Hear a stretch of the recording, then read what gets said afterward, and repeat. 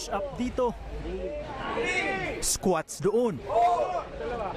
Yan ang inabot ng mga dinampot ng Caloocan City Police kagabi sa unang araw ng pagpapatupad ng Oplan Rodi o Rid the Streets of Drunkards and the Youth sa syudad. Sinuyod ng Caloocan Police ang mga lansangan at dinala sa presinto ang mga residenteng umiinom sa pampublikong lugar.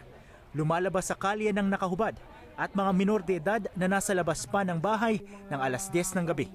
Nagkataon lang po nga ganun di naman ako umiinom nagkataon lang na tagayan ako na operation. Ganyan. Hindi na ako nakapag-BS, karating ko lang po galing maghanap buhay.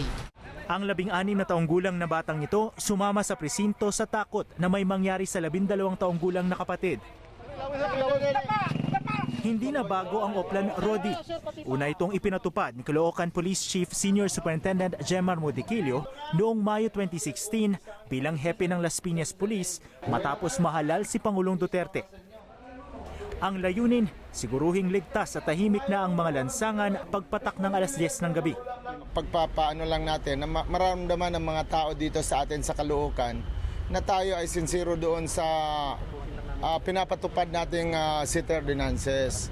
Dahil unang-una, ang gusto nating maramdaman ng mga tao dito yung tinatawag nating kaayusan sa kapaligiran natin.